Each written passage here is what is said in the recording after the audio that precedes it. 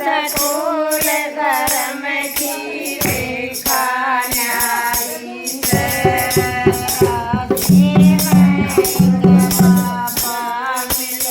रास्ते में एक बाबा मिल गया उसने देखा उसका कर्म की रेखा न्यारी से उसने देखा उसका कर्म की रेखा न्यारी से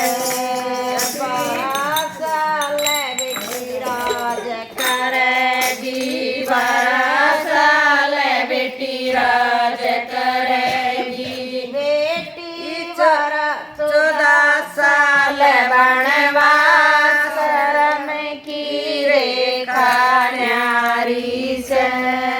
बेटी 14 साल वनवास कर्म की रेखा न्यारी से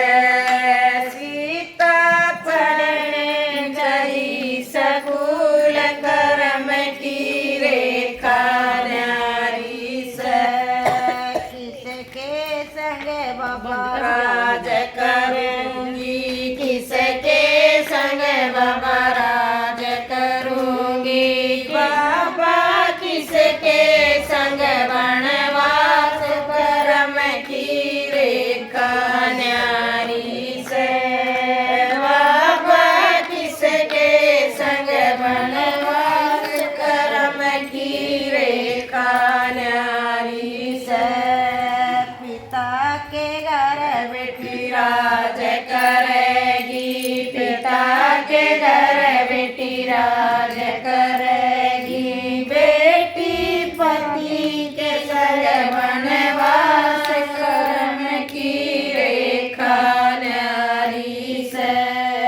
बेटी पति के संग वनवास कर्म की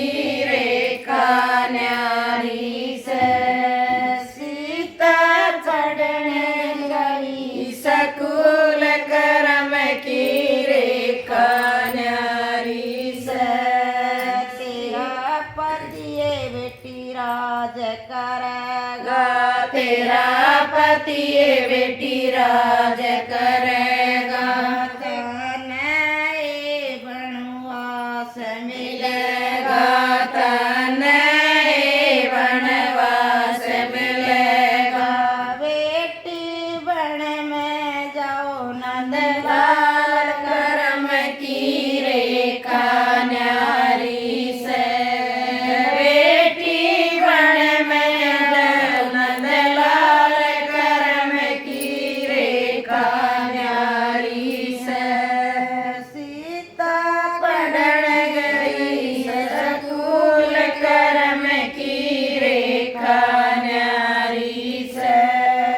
लौर कुश की बड़गी माता लव और कुश की बनेगी माता जब मिलेंगे राम विदाता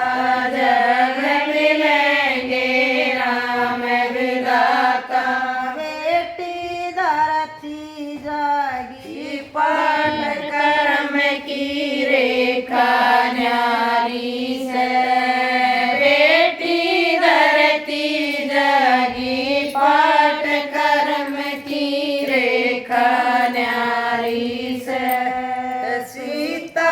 पढ़न गई सकूल कर्म की रेखा न्यारी से तू तो बेटी धरती समाज तू